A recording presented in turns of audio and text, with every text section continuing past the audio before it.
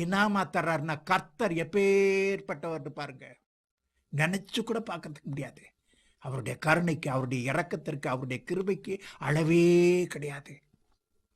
First உங்களுடைய கடன் தொல்லைகளை பத்தியோ, பற்றாக்குறையை பத்தியோ, பண கஷ்டத்தை பத்தியோ கவலைப்படுறீங்களா? ஆண்டவருடைய சமூகத்துல முழங்கால் படியிட்ட அன்னாள் எப்படி அன்னைக்கு இருதயத்தை ஊற்றி ஜெபித்தாளோ அது மாதிரி ஜெபிச்சு பாருங்க. வானத்தின் பலகணிகளை திறந்து அமைக்கு குலுக்கி இடம் கொள்ளாத மட்டும் கர்த்தர் உங்களை ஆசீர்வதிப்பார். 1 ஜூன் 2001 ரொம்ப சேஃபா என்னுடைய சனை நான் இந்தியாவை கூப்பிட்டு வந்துட்டேன். எந்த பிரச்சனைகளுமே இல்லை. டாக்டர்ஸ் எல்லாம் பயந்தது ஒண்ணுமெல்லாம் பண்ணிவிட்டார். ஆண்டவராகிய இயேசு கிறிஸ்து நம்ம பட்சத்தில் இருக்கார் அப்படின்னா எந்த பிரச்சனை வந்தா என்ன, நம்மளால சமாளிக்க முடியாதா என்ன? ஆனா இங்க வந்தா அந்த கொடுமையை ஏன் கேட்குறீங்க? என் ஒய்ஃபு, டாக்டர், சன்னு இவங்கள்லாம் செவ்வாடை கட்டிட்டு காளியாத்தா கோயிலுக்கும், மாரியாத்தா கோயிலுக்கும், புத்து கோயிலுக்கும், மருவத்தூருக்கும் பொங்கல் எடுறதுக்காக போயிட்டு இருக்காங்க. கொடுமை. ஆண்டவர் செய்த அற்புதங்கள் எல்லாத்தையும் சொல்றேன், மண்டையில ஏற மாட்டேங்க. பலாறு 4 அரை அரைஞ்சு இயேசுவை தான் கும்பிட்டாங்கன்னு சொல்ல முடியுமா? இல்லை சொன்னத்தான் காரியம் நடக்குமா? கர்த்தருடைய சமூகத்தில் முழங்கால் போட்டு எடுத்து கண்ணீரோடு ஜெபிக்க ஆரம்பித்தேன். ஆண்டவரே, உம்முடைய காயப்பட்ட கரங்களை என்னுடைய குடும்பத்திற்கு நேராக நீட்டி உம்முடைய அன்பை ருசித்து பார்க்க முடியாத கிருபை அவர்களுக்கு தாருங்கள் தகப்பனே. கர்த்தராகிய இயேசு கிறிஸ்துவை விசுவாசி, அப்பொழுது நீயும் உன் வீட்டாரும் ரட்சிக்கப்படுவீர்கள் அப்படின்னு அப்போஸ்தலர் 16:31 நாங்க பார்க்கிறோமே. ஆண்டவரே, நானும் என் வீட்டாரும் வென்றால் கர்த்தரையே சேவிப்போம், வேற தேவர்களை சேவிக்கும்படி கர்த்தரை விட்டு விலகுகிற காரியம் எங்களுக்கு தூரமாக இருக்கட்டும் ஆண்டவரே அப்படின்னு சொல்லிட்டு ராத்திரி 2 மணிக்கு 3 மணிக்கெல்லாம் இருந்துச்சு கண்ணீரோடு ஜபிக்க ஆரம்பிச்சேன். என்னுடைய ஜபத்தை கேட்டு என் குடும்பத்தில் கூடிய ஒவ்வொருத்தரையா ஆண்டவர் தொட்டார். அதிசயத்தின் மூலமாக, அற்புதத்தின் மூலமாக. என் ஒய்ஃபுக்கு கர்ப்பப்பை கீழே இறங்கி நடக்கூட முடியாத அளவுக்கு ஆயிடுச்சு. தாம்பரத்தில் கேம்ப் ரோடுக்கு பக்கத்தில் இருக்கக்கூடிய வாணி நரசிம்மம் கூட்டு கொண்டு போய் காட்டினேன். செக் பண்ணி பார்த்துட்டு கண்ணாபுன்னு திட்ட ஆரம்பிச்சிட்டாங்க. யோ, நீலாம் ஒரு மனுஷனா? பொம்மநாட்டி நினச்சியா, கிள்ளுக்கிறேன்னு நினச்சியா? இவ்வளோ மோசமான ஸ்டேஜில் கூட்டு வந்திருக்க, இம்மிடியட்டாக அட்மிட் பண்ணு, கர்ப்பப்பையை ரிமூவ் பண்ணி ஆகணும், இல்லை அப்படின்னா உங்களுக்கு உயிருக்கே ஆபத்து அப்படின்ட்டாங்க. ஆண்டவரே, என்னப்பா இது சோதனை? ஏற்கனவே ஒரு பையன் நடக்க முடியாமல் இருந்துட்டு இருக்கிறான், பொண்ணு காலேஜில் படிச்சுட்டு இருக்கிறா, இப்போ பையன் இப்போ தான் 10th முடிச்சுட்டு +1க்கு போயிட்டு இருக்கிறான். இதில் இவளுக்கு வேறு ஆப்ரேஷன் பண்ணி வெயிட்டு தூக்கூடாது, படுத்த படிக்க இருக்கணும், ஆப்ரேஷனுக்கு பிறகுன்னு சொல்லிட்டாங்கன்னா எப்படி ஆண்டவரே நான் சமாளிக்க போகிறேன்? ஆப்ரேஷனே இல்லாமல் குணப்படுத்துங்கப்பா. உம்மால கூடாத காரியமா? கர்த்தருடைய சமூகத்தில் கண்ணீரோடு ஜெபிக்கிறேன். ஆனால் எல்லாமே ஆப்ரேஷன் நோக்கி தான் காரியங்கள் நடக்க ஆரம்பிச்சது. சமயத்தில் பாருங்க, ஆண்டவர்கிட்ட நம்ம ஒன்று கேட்போம், அதுக்கு ஆப்போசிட்டாகவே எதிர்மறையாகவே செய்வார். ஆனால் சகலமும் நன்மைக்கு எதுவாகவே நடக்கும். ஆப்ரேஷனுக்கு டேட்டை ஃபிக்ஸ் பண்ணாங்க. இந்த ஒரே ஆப்ரேஷனுக்காக டாக்டர் சக்கரவர்த்தி ஃப்ரம் செங்கல்பட்டுலேருந்து வந்தார். என் ஒய்ஃப் ஆப்ரேஷன் தேட்டருக்கு தூக்கிட்டு போயிட்டாங்க. நான் வெளியில் உட்காந்து கண்ணீரோடு ஜெபிச்சுக்கிட்டே இருக்கிறேன். ஆண்டவரே, உம்மால என் ஒய்ஃபை குணப்படுத்துறதுக்கு முடியும். ஆனால் நீர் குணப்படுத்தினாலும் சரி, குணப்படுத்தாட்டாலும் சரி, அடித்தாலும் சரி, அணைச்சாலும் சரி, பெற்ற தகப்பன் நீர். உமக்கு தெரியாதா பிள்ளைக்கு என்ன கொடுக்கணும் அப்படின்னு சொல்லிட்டு முழு விசுவாசத்தோட ஆண்டவருடைய பாதத்தில் நின்று ஒய்ஃபை ஒப்பு கொடுத்துட்டு நான் நிம்மதியாக உட்காந்துக்கிட்டு இருக்கிறேன். கொஞ்சம் நேரம் கழிச்சு ஆப்ரேஷன் தியேட்டரை விட்டு டாக்டர் வெளியில் வந்தார். ஓடி போய் கேட்டேன், டாக்டர் ஆப்ரேஷன் சக்ஸஸ்ஃபுல்லா? ஆப்ரேஷன் பண்ணா தான்ப்பா சக்ஸஸ்ஃபுல், உங்கள் ஒய்ஃபுக்கு பண்ணாமலே சக்ஸஸ்ஃபுல் அப்படின்னார். என்னாச்சு டாக்டர் அப்படின்னேன். ஆப்ரேஷன் பண்ண வேண்டிய அவசியமே இல்லாத அளவுக்கு கர்ப்பப்பை சுருங்கி நார்மலாக எங்கே எப்படி இருக்கணுமோ அப்படி இருந்துச்சு, அதனால நான் ஆப்ரேஷனே பண்ணல. லேடி டாக்டர்கிட்ட கேட்குறேன், ஏன் மேடம் என்ன தேவையில்லாமல் செங்கல்பட்டுலேருந்து இதுக்காக கூப்பிட்டீங்க அப்படின்னு சொல்லிட்டு அவங்களும் செக் பண்ணி பார்த்துட்டு சொல்கிறாங்க. எனக்கே ஆச்சரியமாக இருக்குது. இன்னைக்கு காலையில் செக் பண்ணி, நேற்று செக் பண்ணி, ஒரு 10 தடவை செக் பண்ணியிருப்பேன். இவ்வளோ மோசமான கேஸ் இதுக்கு முன்னாடி நான் பார்த்ததே இல்லை. ஆனால் இப்போ எப்படி சரியாச்சுன்னு தான் எனக்கே தெரியல அப்படிங்கிறாங்க. ஜெபத்தை கேட்டு ஆண்டவர் ஆபரேஷன் டேபிள் அதிசயத்தை செய்தார். உன்னை அதிசயங்களை காண பண்ணுவேன் என்று மீகாவில் சொன்ன தேவன், நான் அவர்களுக்கு சௌக்கியமும் ஆரோக்கியமும் வர பண்ணி அவர்களை குணமாக்கி அவர்களுக்கு பரிபூர்ண சமாதானத்தையும் சத்தியத்தையும் வெளிப்படுத்துவேன் என்று எரேமியாவில் சொன்ன தேவன், என் ஒய்ஃபுக்கு சௌக்கியத்தை ஆரோக்கியத்தை மாத்திரம் கொடுக்கல, நான் ஒருவனே மெய்யான தேவன், என்னை தவிர வேறு தேவன் இல்லை என்ற சத்தியத்தை வெளிப்படுத்தி ஞானஸ்நானம் எடுக்க வச்சு சூரிய பிரபா, சூரிய கிருபாவா மாறினா.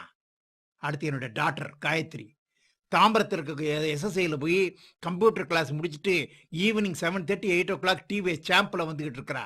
கடப்பேரி செக் போஸ்ட் பக்கத்தில் ஜிஎஸ்டி ரோட்டில் மெயின் ரோட்டில் வந்துக்கிட்டு இருக்கிற சமயத்தில் அவருடைய புடவையினுடைய ஒரு தலைப்பு பேக் வீலில் மாட்டி வண்டி நடு ரோட்டில் சக்குன்னு நின்றுச்சு. புடவையை உருவுறதுக்கு முன்னாடி எங்கேயோ வசமாக மாட்டிக்கிடுச்சு. வண்டி வேற ஆஃப் ஆயிடுச்சு. கீழே இறங்கி வண்டியை தள்ளலாம் ஒரு ஓரத்துக்கு அப்படின்னு சொல்லிட்டு பார்த்தா கீழே இறங்க முடியல, அவ்வளவு டைட்டாக இழுத்து பிடிச்சிக்கிட்டு இருக்கு. பின்னாடி திரும்பி பார்த்தா பஸ்ஸு லாரி கண்ணு மண்ணு தெரியாத ஸ்பீடில் வந்துகிட்டு இருக்கு. அடுத்த செகண்ட் அவ சட்னி ஆயிருப்பா.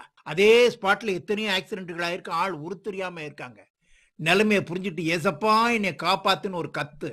ஆபத்து வேளையில் என்னை நோக்கி கூப்பிட்டு உன்னை நான் விடுவிப்பேன் என்று சொன்ன தேவன். ஆபத்து காலத்தில் நமக்கு துணையான தேவன். உன்னை எல்லா தீங்கிற்கும் விலைக்கு காப்பேன், உன்னை காக்கும்படிக்கு நான் உன்னுடனேயே இருக்கிறேன், உண்மையாய் தம்மை நோக்கி கூப்பிடுகிற யாவருக்கும் நான் சமீபமாக இருக்கிறேன் என்று சொன்ன தேவன். தேவர்களை கொண்டல்ல, தேவ தூதர்களை கொண்டல்ல, ஒரு ஊழியக்காரரை கொண்டு என் டாக்டரை காப்பாத்தினார். இடிமுழக்கம் ஏசையா தாம்பரத்தில் ஒரு மிகப்பெரிய ஊழியக்காரர் இருக்கிறார். அவர் அப்பதான் குரோம்பேட்டில் ஏதோ ஒரு சபையில் போய் செய்தி கொடுக்கணும் அப்படிங்கிறதுக்காக 2 வீலர்ல என் டாக்டரை கிராஸ் பண்றாரு. ஏசப்பா என்னை காப்பாத்துன்னு என் டாக்டரை கத்த, அது அவர் காதுல விழ, ஐயோ நம்ம ஆண்டவரை கூப்பிட்டு இருக்கா, அப்ப நம்ம உள்ள போல இருக்குன்னு அடுத்த செகண்ட் இவர் வண்டியை விட்டுட்டு என் டாக்டரை காப்பாத்திட்டார். அல்லேலூயா. கண்ணை மூடி கண்ணு திறக்கிறதுக்குள்ள ஆண்டவர் அங்க ஆளை கொண்டாந்து நிப்பாட்டினார். அங்க இருந்த அத்தனை பேருக்குமே ஆச்சரியம். ஒரு மிகப்பெரிய ஆக்சிடென்ட்ல என் டாக்டரை காப்பாத்தினார். அதுக்கப்புறம் என் டாக்டர் இயேசுவை ஏற்றுக்கொண்டு ஞானஸ்நானம் எடுத்து காயத்ரி கத்தியாளாக மாறினாள். அடுத்து என்னுடைய சன் சக்தி. நான் அமெரிக்காவிலேருந்து வந்த ஒரே வாரத்தில் அவன் 10th முடிச்சுட்டு +1க்கு போகிறான். என்னுடைய எல்லா குழந்தைகளுமே 10th வரைக்கும் கேவியில் சென்ட்ரல் ஸ்கூலில் படிப்பாங்க. +1 +2 ஸ்டேட் போர்டுக்கு மாற்றுவேன். தாம்பரத்தில் இருக்கக்கூடிய சியோன் ஸ்கூலில் சேரணும்னா சரி வா போகலாம் அப்படின்னு சொல்லிட்டு 2 வீலர் எடுத்துகிட்டு ரோட்டுக்கு வந்த அப்புறம் தான் சொல்கிறான், அப்பா அங்கே 80% கிளஞ்சுன்னா அப்ளிகேஷனே தரமாட்டாங்க. என் சன்னு வாங்கிக்கிறது 58.9%. ஏல இந்த மார்க்கை வச்சுட்டு நான் யார்ட்டடா போய் கேட்கறது அப்படின்னு. உங்களுக்கு தான் ஏசப்பா இருக்கார்ல, அவர்கிட்டயே கேளுங்க அப்படின்னா. ஏண்டா நக்கலா, கர்த்தர் எனக்காக யாவையும் செய்து முடிப்பார். அவரால் செய்யக்கூடாத அதிசயமான காரியம் ஒன்றுமில்லை. தேவனாலே எல்லாம் கூடும். உன் வழிகளை கர்த்தருக்கு ஒப்புவித்து அவர் மேல் நம்பிக்கையாயிரு. அவரே உன் காரியத்தை வாய்க்க பண்ணுவார். உன் நம்பிக்கை வீண் போகாது. பின்னாடி உட்காந்து சொல்றான்னு ஸ்லோகம் சொல்ற மாதிரி சொல்லிட்டே இருக்கிறான். நேரம் அந்த ஸ்கூலுக்கு போய் ஒரு டீச்சர்ட்ட அப்ளிகேஷன் கேட்டேன். மார்க்கை கேட்டாங்களோ இல்லையோ வள்ளுன்னு விழுந்தாங்க. 78% வாங்கினவங்கன்னா தேமைன்னு ஓரத்தில் நின்றுட்டு இருக்கிறாங்க. 58% வாங்கிட்டு அதிகாரத்தோட அப்ளிகேஷன் கேட்குறீங்களா, உங்கள் பையனை தூக்கிட்டு ஏதாவது கவர்மெண்ட் ஸ்கூலில் போடுங்க அப்படின்ட்டாங்க. பிரின்சிபலை பார்க்கலாமான்னு. யாரை பார்த்தாலும் சரி இந்த பதில் தான் வரப்போகிறது, அவர் வாயினால தான் கேட்கணும் அப்படின்னு அந்த கியூவில் நெல்லுங்க அப்படின்ட்டு ஒரு பெரிய கியூவை காட்டிட்டாங்க. 1/2 மணி நேரம் வெயிலில் நின்று ஜெபிச்சுட்டு நேரம் பிரின்சிபால் ரூம்குள்ளே போனேன். Good morning, I am ex air force warrant officer Thayappan அப்படின்னு. அவருக்கு முன்னாடி ஒருத்தர் உட்கார்ந்தார். அவர் யாருன்னே எனக்கு தெரியாது. இதுக்கு முன்னாடியும் பார்த்ததில்ல, பின்னாடியும் பார்த்ததில்ல. டக்குன்னு திரும்பினார்.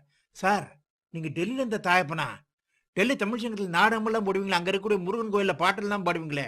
டெல்லி கணேஷ் சினிமா நடிகர், அவருடைய குரு நீங்கள் தானே? Raj TV, Sun TV, K TV, Vijay டிவியில், நியூஸ் பேப்பரில் எல்லாம் உங்களை பற்றி நிறைய எழுதியிருக்காரு. ஏர்ஃபோர்ஸில் இருந்த தாயப்பன் தான் என்னுடைய குரு. இன்னைக்கு இவ்வளோ பெரிய சினிமா நடிகனாக இருக்கிறேன் அப்படின்னா அதுக்கு காரணமே அவர் தான். அடித்து நடிப்பு சொல்லி கொடுப்பாருன்னு. அதே தாயப்பனா அப்படின்னார். ஆமா அப்படின்னேன். அவ்வளவுதான். என்னை பத்தி எக்கச்சக்கமா புகழ ஆரம்பிச்சிட்டார். என்னை பத்தி நான் சொல்றதுக்கு போல என்னை பத்தி சொல்றதுக்கு ஆண்டவர் அங்க ஒரு ஆளை உட்காந்து வச்சுட்டார். எல்லாத்தையும் கேட்டு முடிச்சுட்டு பிரின்சிபல் கேட்டார், உங்களுக்கு என்னையா வேணும் அப்படின்னார். என் பையனுக்கு அட்மிஷன் வேணும்னே. மார்க்கை கேட்டாரையோ மூஞ்சி முட்டா போச்சு. 78%க்கே நான் கொடுக்கறதுல நீங்க 58% கேட்குறீங்களே அப்படின்னார். என் பையன் 58% வாங்கினதே ஜாஸ்தி அப்படின்னேன். என்ன சொல்றீங்க அப்படின்னார். இருக்கக்கூடிய குடும்ப நிலைமையை சொன்னேன். இந்த நிலைமையில் அவன் 58% வாங்கினதே ஜாஸ்தியா. இப்போ கிறிஸ்துவுக்குள்ள வந்திருக்கிறோம். நான் மாத்திரமில்லை, என் பையன் கூடயும் இருக்கான். 58% 78% இல்லை, 90% என் பையன் வாங்கி எடுத்து பாஸ் பண்ணுவான். எழுதி ஸ்டாம்ப் போட்டு கையெழுத்து வேணாலும் நான் போட்டு தர்றேன். இயேசுவின் பரவாயில்ல கேட்குறேன், கிவ் அட்மிஷன் அப்படின்னு. நான் கேட்ட தோரணையை பார்த்தாரே, ஒரு சீட் எடுத்து அட்மிட்னு எழுதி கையில் கொடுத்துட்டார். வெளியில் வந்தாச்சு அப்படின்னா என்னோட சன்னோட 2 ஃப்ரெண்ட்ஸ் நிற்கிறாங்க. 74% 76% வாங்கிட்டு அட்மிஷன் கிடைக்காம. அப்போ தான் என் சன்னு சொல்கிறான், அப்பா உங்கள் இயேசு உண்மையிலே ரொம்ப பவர்ஃபுல்ப்பா அப்படின்னா. ஏல உங்கள் இயேசுவா? நம்ம இயேசுன்னு சொல்லுடா. இயேசுவை ஏற்றுக்கிறியா? ஏற்றுக்கிறப்பா. முங்குடா. ஞான ஸ்நானம் எடுத்தான், சக்தி ஸ்டீஃபனாக மாறினான். இன்று முழு குடும்பமும் கர்த்தரை ஆராதித்துக் கொண்டிருக்கின்றோம். எத்தனை லட்சங்கள் கோடிகள் கிடைச்சாலும் சரி, அந்த கோடிகளும் லட்சங்களும் கொடுக்க முடியாத சந்தோஷத்தையும் சமாதானத்தையும் இன்னைக்கு ஆண்டவர் எங்களுக்காக கொடுத்திருக்கிறார். அல்லேலூயா. அமெரிக்காவிலேருந்து வந்தவொன்னு அப்போலோ ஹாஸ்பிட்டலில் இருக்கக்கூடிய டாக்டர் ரவிசங்கர் நியூரோ சர்ஜன், அவர் தான் என்னுடைய சன்னுக்கு ட்ரீட்மெண்ட் பார்த்துக்கிட்டு இருந்தது. அவர் வேற யாரும் இல்லை, என்னுடைய ஒய்ஃபோட அக்கா பையன். அவரே சொல்லிட்டார், சித்தப்பா அமெரிக்காவில் நீங்கள் எல்லா டாக்டரையும் பார்த்துட்டீங்க, எக்ஸ்பர்ட் ஒப்பீனியன்லாம் வாங்கிட்டீங்க. இது மாதிரி ஹைட்ரோசப்ளஸ் கேஸெல்லாம் எத்தனை மாதம்ல எத்தனை நாட்கள் வண்டி ஓடுறதோ ஓடுற வரைக்கும் ஓடட்டும், அவ்வளோதான் நான் சொல்லுவேன் அப்படின்னு சொன்ன அதே டாக்டர் ரவிசங்கர் நியூரோ சர்ஜன் இன்னைக்கு என்னுடைய சன்னுக்கு ஏற்பட்டிருக்கக்கூடிய முன்னேற்றத்தை பார்த்து அவரே இயேசுவை ஏற்றுக்கொண்டு கிறிஸ்தவராக மாறி இருக்கிறார். அல்லேலூயா, அல்லேலூயா. இழந்த எல்லா மெமரி என்னுடைய சன்னுக்கு திரும்பி வந்துருச்சு. எல்லா ஞாபக சக்தியும் திரும்பி வந்துருச்சு. கண் பார்வை